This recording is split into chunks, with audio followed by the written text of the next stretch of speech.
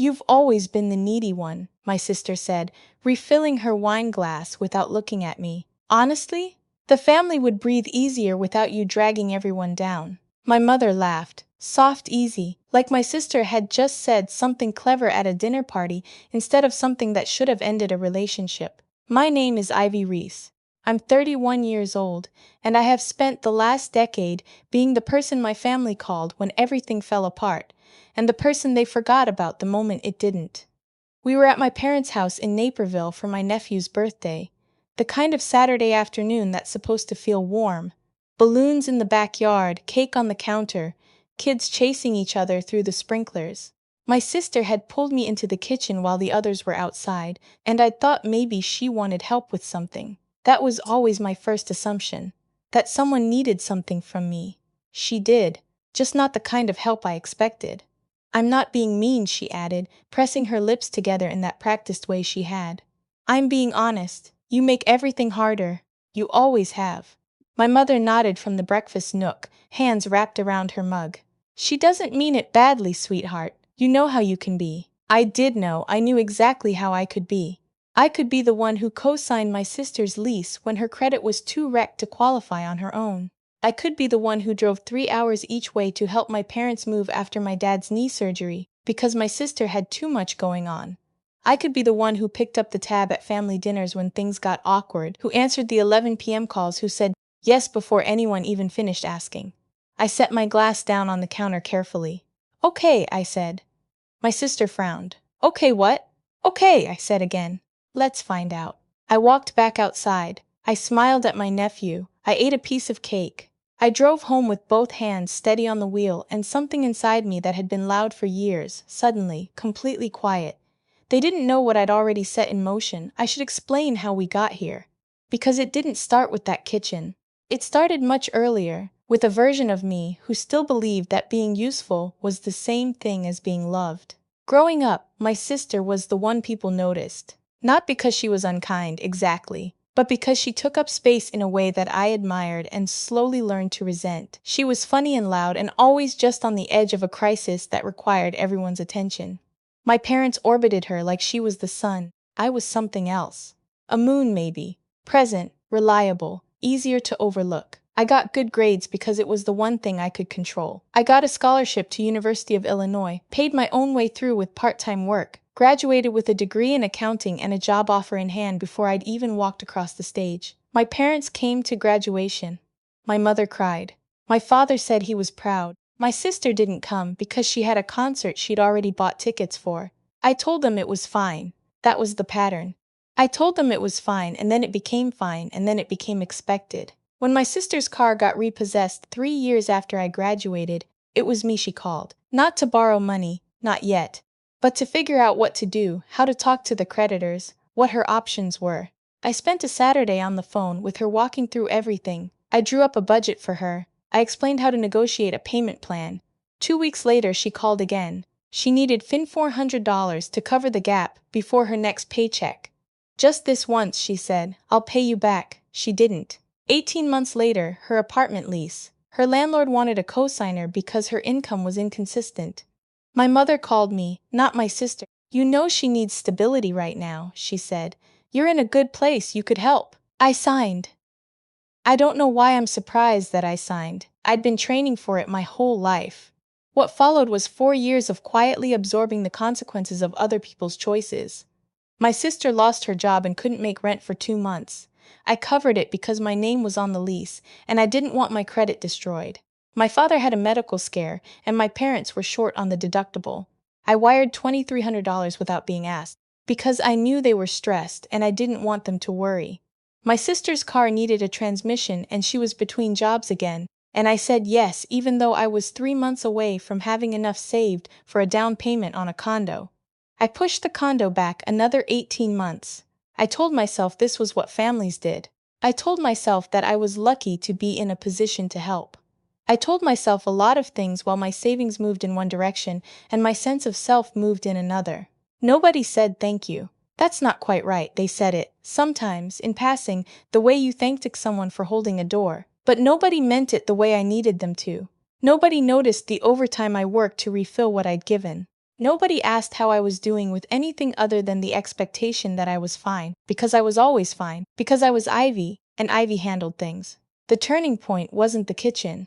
The turning point was 8 months before the kitchen, on an ordinary Tuesday. I was sitting at my desk during lunch, eating a sad salad and reviewing my monthly budget, when I did something I'd been avoiding for years.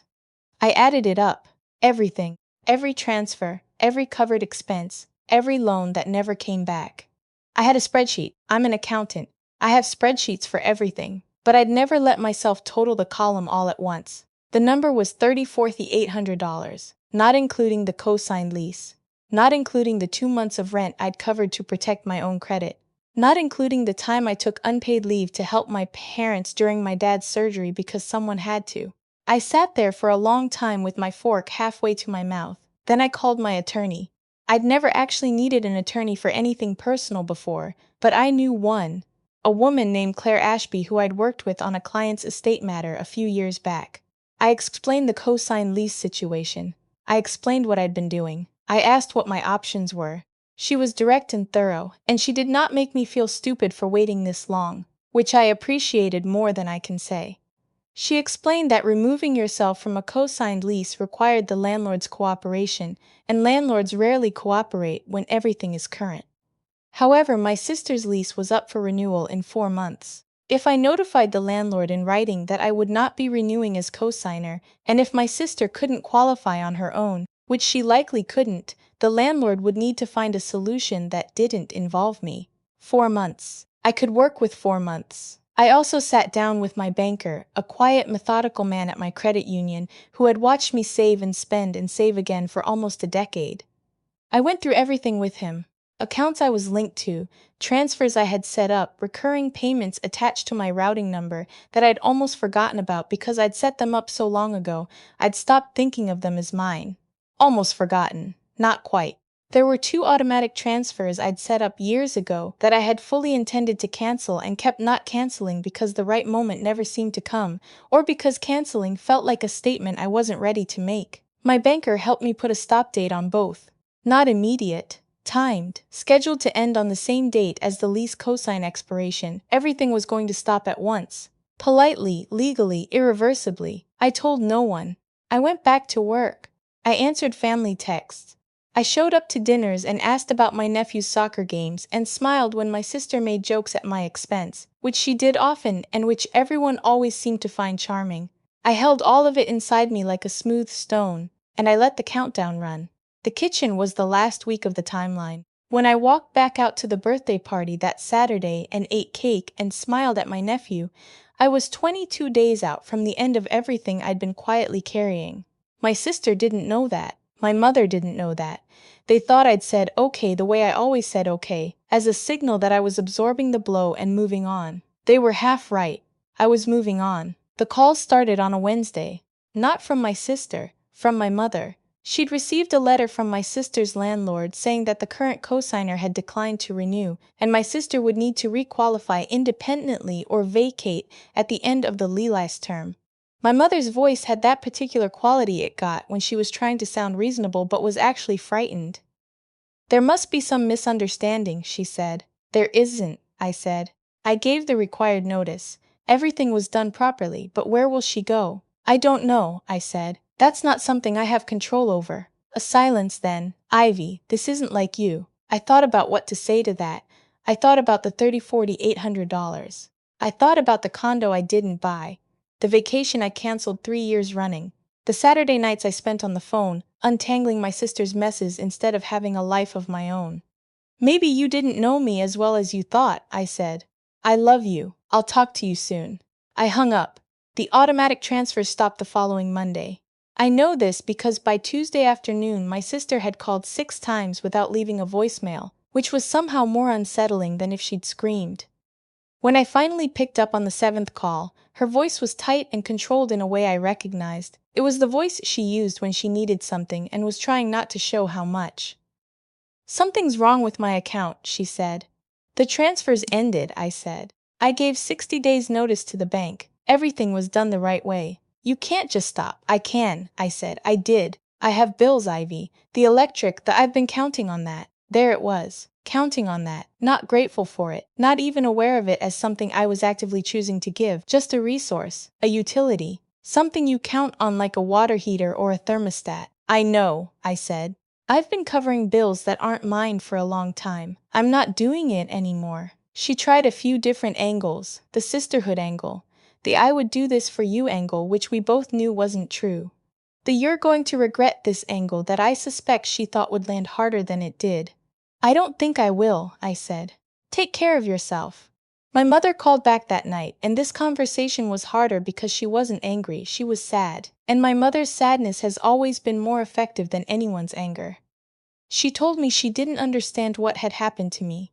She said I was acting like a stranger. She said she raised me to be part of a family, not to run away from one. I let her talk. I listened to the whole thing. And then I said, as gently as I knew how, Mom, I was part of this family. I was the part that paid for everything. I'm not doing that anymore, but I'm still here. I'm still your daughter. Those are two different things. She didn't respond for a long time. Then she said she needed to go and she'd call me later. She didn't call me later. The next chapter was the one I hadn't fully planned for, which was the way grief works when it's grief for something you chose to end. I don't know what I expected to feel when everything finalized. Relief, maybe, or righteousness. What I actually felt was exhausted. Not regret, just the particular tiredness of someone who has been holding something very heavy for a very long time and has finally set it down. I took a week off work, not to cry, though I did some of that, but to figure out who I was when I wasn't being useful. It turned out I had opinions about things I'd forgotten. I had opinions about. I liked morning runs, which I'd given up because I was too tired from working overtime. I liked cooking elaborate meals for no one in particular, which I'd stopped doing because it felt indulgent when I was tight on money. I called an old friend from college who I hadn't seen in 2 years, and we met for dinner and stayed until the restaurant closed, talking about everything and nothing, and I laughed more in those 3 hours than I had in the previous 6 months. I looked at condos that weekend, just to look. I made an offer on one the following Thursday. My father reached out about a month after the transfers stopped. He texted first, which was unusual. He was a phone call person, and the text said, "Can we get lunch? Just us. No demands in it, no urgency." I said yes. We met at a diner he'd been going to since before I was born, a place that still had laminated menus and pie under glass domes. He looked older than he had at the birthday party, smaller in a way that had nothing to do with age. He didn't apologize right away. He ordered coffee and looked at the menu for a long time, even though I knew he always got the same thing. "I didn't know how much you were doing," he finally said. "You didn't ask," I said, not meanly. He was quiet for a moment. "You could have said something." "I did," I said, not loudly, but I did. He stirred his coffee. "Your mother thinks you're punishing us." "I'm not," I said. "I'm just not participating the same way I was. There's a difference. Your sister is having a hard time finding a place." "I know," I said. "I'm sorry it's hard. It would have been harder if I'd let it go on longer." He looked at me then, really looked at me, in a way that felt like maybe he was seeing a version of me he hadn't fully registered before, the version that had a point. "We took you for granted," he said. It was the closest thing to a real acknowledgement I was ever going to get from him, and I knew that.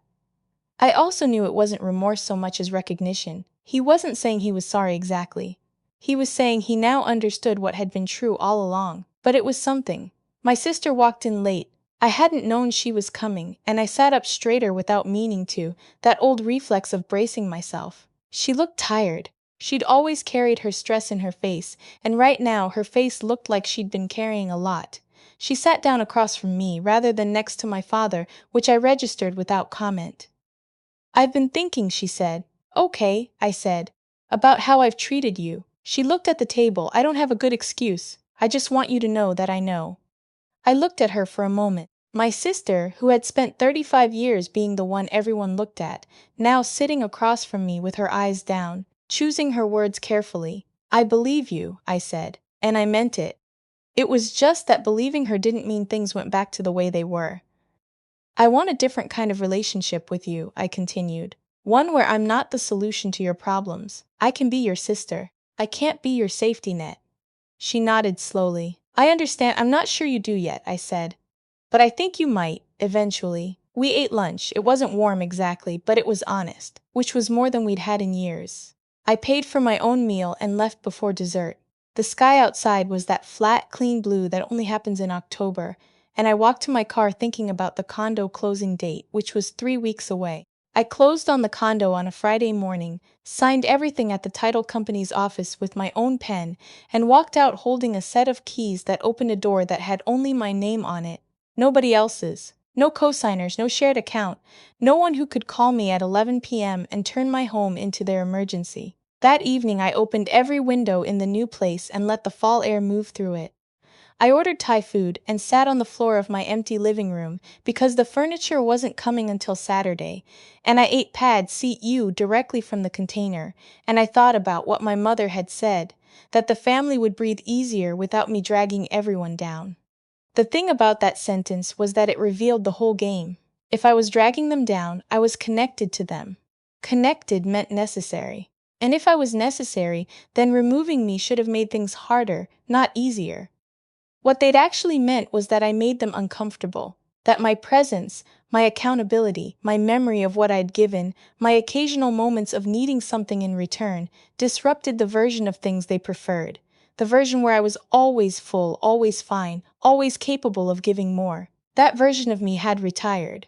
I ran into my sister 3 months later at a grocery store in the next town over, which was neither of our usual stores, and felt like the kind of coincidence that only happens in places too small to avoid people for long.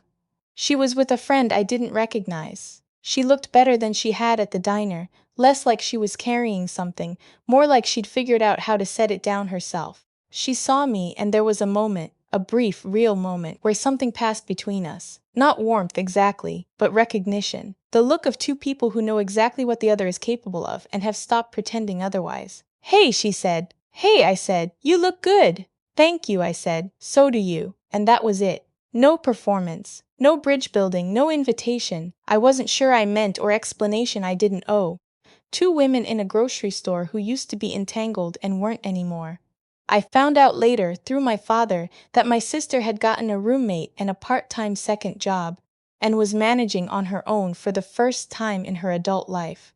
I don't know if she was proud of herself, but I thought maybe she should be. It's hard to learn to carry yourself when someone else has always volunteered to carry you. I understood that better than she probably knew.